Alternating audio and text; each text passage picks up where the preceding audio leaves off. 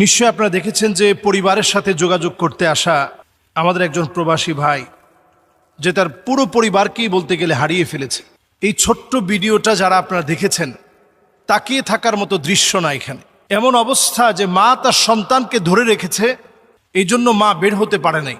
আর যেই প্রবাসী ওমান প্রবাসী ভাই সুদীর্ঘ প্রবাস জীবন কাটিয়ে যখন আসছে, সন্তানকে একবার শুধু এয়ারপোর্টে স্পর্শ করে দেখেছে, এরপরে সন্তানটাকে আর আদর পর্যন্ত করতে পারে নাই। একবারের শুধু এই স্পর্শ, এতটুকুনের মধ্য দিয়েই তার এই সুন্দর সময়টা শেষ হয়ে গেছে। ফ্যামিলির কেউ নাই ভাই আমার ঘরের মধ্যে। আমার বাচ্চারা আমি একবার দেখছি, শুধু এয়ারপোর্টে আসি একবার দেখছি, আর কেউ নেই ভাই। মৃত্যুটা এমন, আল মাউতু জিসরুন ইউসিরুল হাবিব ইলাল হাবিব। মৃত্যু হচ্ছে একটা পাত্রের নাম, যে পাত্র থেকে সবাইকে পান করতে হয়। মৃত্যু নামক পাত্র থেকে সবাইকে পান করা লাগে। আমরা এই ধ্রুব সত্যকে সামনে রেখে এই পরিবারের মর্মাহত পরিবার, আমরা তাদের জন্য সবরে জামিলের দোয়া করছি আল্লাহর কাছে। পাশাপাশি এখান থেকে অনেকগুলো মেসেজ আছে। এখান থেকে গুরুত্বপূর্ণ একটি বিষয় হচ্ছে, প্রবাসীদেরকে আমরা অনেক সময় কষ্ট দেই, খাটো করি। প্রবাসীরা এক বুক কষ্ট নিয়ে প্রবাসে থাকে, সেইখানে প্রবাসীদেরকে দেখলেই মানুষ আজনাবী বলে। দেশে আসার পরে প্রবাসীদেরকে মানুষ বিদেশি বলে। তাদের কষ্টের কোনো শেষ নেই। যেই পরিবার, যে ভাইটা সবাইকে হারিয়ে ফেললো ওমান প্রবাসী, তার মনের কষ্টগুলো তো বলে শেষ করার মতো না। এখানে আসলে ড্রাইভারকে অনেক দোষারোপ করা হচ্ছে। ড্রাইভার যতটা না দোষী, অনেক সময় আমরা এই বিষয়গুলো দেখলে দেখব আমাদের দেশের খুব বেশি দ্রুত স্পিডে গন্তব্যে পৌঁছার যে খারাপ প্রতিযোগিতা, এই প্রতিযোগিতার কারণে আমাদের দেশে অ্যাক্সিডেন্ট এত বেশি হচ্ছে। সবার প্রতিযোগিতা, কে কার আগে যাবে। যে পরিমাণ হর্ন দেওয়া হচ্ছে রাস্তার ভিতরে, শুধু প্রতিযোগিতা যে আমি একটু আগে চালিয়ে যেতে হবে। এই যে হর্ন দেওয়া হচ্ছে, 40% শিশু বাচ্চা একেবারে জন্মগ্রহণ করে কানে অল্প শুনে এ অবস্থায় জন্মগ্রহণ করে। শব্দ দূষণ এখন চতুর্দিকে।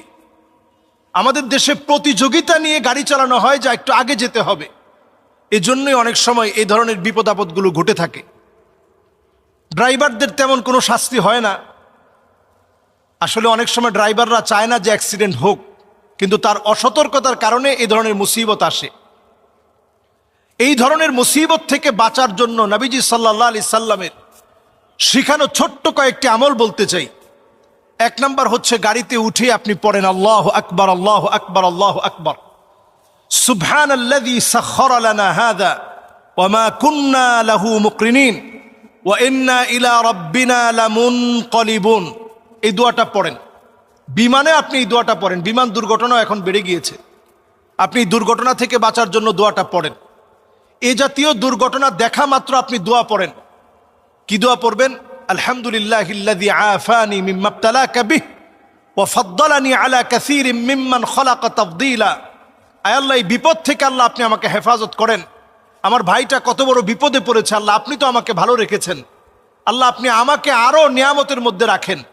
এইভাবে করে আল্লাহ রাব্বুল আলামিনের কাছে আমরা নিজেদেরকে সঁপে দিই, নিজেদেরকে আত্মসমর্পণ করি, সারেন্ডার করার চেষ্টা করি। এরপর বড় একটা দোয়া আছে। বড় দোয়াটা হচ্ছে আল্লাহু আকবার, আল্লাহু আকবার, আল্লাহু আকবার, সুবহানাল্লাযী সাখখারা লানা হাযা ওয়া মা কুন্না লাহু মুকরিনিন ওয়া ইন্না ইলা রাব্বিনা লামুনকালিবুন।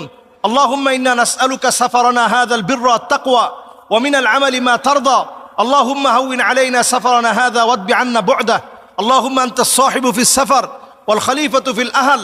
আল্লাহুম্মা ইন্নী আউযু বিকা মিন ওয়াসাইস সাফার ওয়া কাআবাতিল মানজার ওয়া সুইল মুনকালাবি ফিল মালি ওয়াল আহল। পুরো এই দোয়াটা পড়া। এরপর গাড়ির মধ্যে আপনি বসে আছেন, আপনি ইয়া নাফিউ, ইয়া নাফিউ, ইয়া নাফিউ, আল্লাহর এই নামটা আপনি 21 বার পড়বেন। এরপর আপনি বিসমিল্লাহ, বিসমিল্লাহ, বিসমিল্লাহ 21 বার পড়েন। ইনশাআল্লাহ সকল রকমের অ্যাক্সিডেন্ট থেকে আল্লাহ তাআলা হেফাজত করবে। ইনশাআল্লাহ আল্লাহ তাআলা হেফাজত করবে। ইনশাআল্লাহ আল্লাহ তাআলা হেফাজত করবে। অ্যাক্সিডেন্ট থেকে আল্লাহ তাআলা বাঁচিয়ে দিবে। আমাদের এই ধরনের দুর্ঘটনার সময়ে পারিবারিকভাবে ভেঙে পড়াটা খুব স্বাভাবিক। আমরা দেখেছি পুরো বেগমগঞ্জে কান্নার রোল পড়ে গেছে, সবাই কাঁদতেছে, সবাই মর্মাহত। এই পরিবারের এই দুঃসময়ে যখন তারা বিপদের মধ্যে পড়েছে, আল্লাহ রাব্বুল আলামিন তাদেরকে সবর ইখতিয়ার করার তৌফিক দান করুক। এ জাতীয় বালা মুসিবত থেকে আল্লাহ তাআলা আমাদেরকে হেফাজত করুক। আসসালামু আলাইকুম ওয়া রাহমাতুল্লাহি ওয়া বারাকাতুহু। বিসমিল্লাহ ওয়াল হামদুলিল্লাহ ওয়াস সালাতু ওয়াস সালামু আলা রাসূলিল্লাহ ওয়া বা'দ। আমরা বর্তমান সময়ে দেখতে পাচ্ছি অনেকেই পাখি লালন পালন করছে। এই পাখি লালন পালনের মধ্য দিয়ে জিন কি আমাদের প্রতি আকৃষ্ট হয়? পাখি লালন পালনের কোনো সুযোগ ইসলামে আছে কিনা?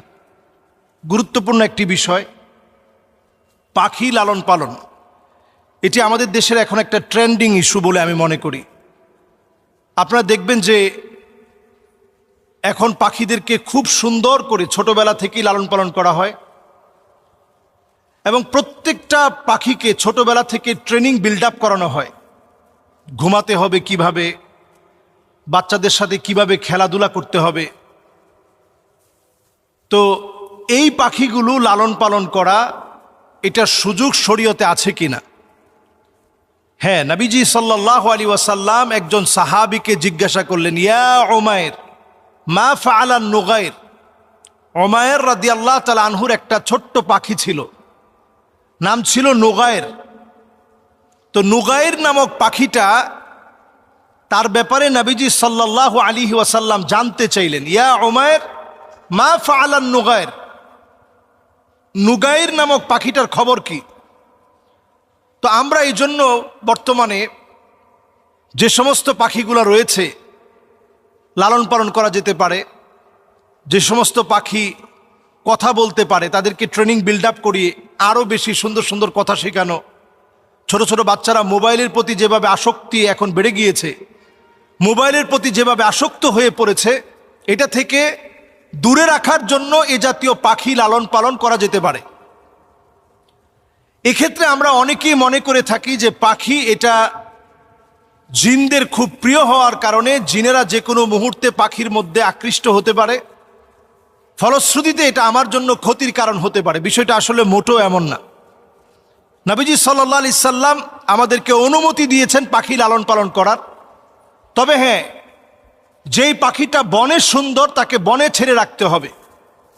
যেটা হয়তো আপনি আপনার ঘরের মধ্যে আপনি ছোটবেলা থেকে লালন পালন করেছেন, এখন বর্তমানে ডিম পাওয়া যায়, ডিম থেকে বাচ্চা ফুটানো থেকে শুরু করে লালন পালন যেগুলো একেবারে হ্যান্ড বিটিংয়ের মাধ্যমে আপনার হাত দিয়ে তাকে খাবার দিবেন, সেই খাবার গ্রহণ করবে, এমন পাখি আপনি লালন পালন করতে পারেন। শরীয়তের দৃষ্টিকোণে এটা নিষেধ না।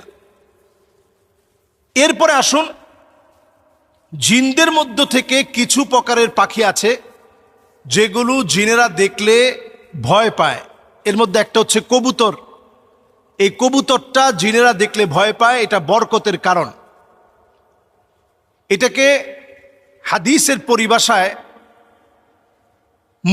মুরগি জাতীয় যত রকমের আমাদের আশপাশে যেগুলো আমরা লালন পালন করি, আমাদের বাচ্চারা খেলাধুলা করে, এই জাতীয় যতগুলো পাখি আছে, এই পাখিগুলো যদি আমরা লালন পালন করি, টিয়া পাখি হতে পারে, লাভবার্ড হতে পারে, এগুলো যদি আমরা পালন করি, কাকাতুয়া হতে পারে। এখন দেখবেন অনেক রকমের পাখি রয়েছে, অনেক প্রজাতির পাখি। পাখির হাট বসে এখন বিভিন্ন জায়গায়, যেগুলোর লাইসেন্স করা আছে, তারা যে কথা বলতে পারে সেগুলোর লাইসেন্স আছে। এই জাতীয় পাখিগুলো লালন পালনের মধ্য দিয়ে এতে কোনো গুনাহ নেই, বরং আমরা আমাদের বাচ্চাদেরকে মোবাইলের আসক্তি থেকে ফিরানোর জন্য এ জাতীয় পাখি আমরা লালন পালন করতে পারি। এতে গুনাহের কোনো কারণ থাকবে না, বরং এটা সওয়াবের কারণ হবে। যদি তাদের সাথে আপনি সুন্দর আচরণ করেন, ভালোভাবে খাবার দেন, তাদেরকে ট্রেনিং দিয়ে যদি আপনি কথাবার্তা শিখান, এবং আপনার চারপাশে আপনি এই বাচ্চাগুলোকে দেখবেন অনেক সময় আপনার কাঁধে, আপনার হাতে বাচ্চারা ঘোরাঘুরি করে। এই পাখির ছানা যদি আপনার হাতে, আপনার কাঁধে যদি ঘোরাফেরা করে, আপনার কাছে ভালো লাগবে, ভালো ফিল হবে। এটা ইসলাম কোনোভাবেই নিষিদ্ধ করে না। আল্লাহ তাআলা আমাদেরকে বোঝার তৌফিক দান করুক। আসসালামু আলাইকুম ওয়া রাহমাতুল্লাহি ওয়া বারাকাতুহু।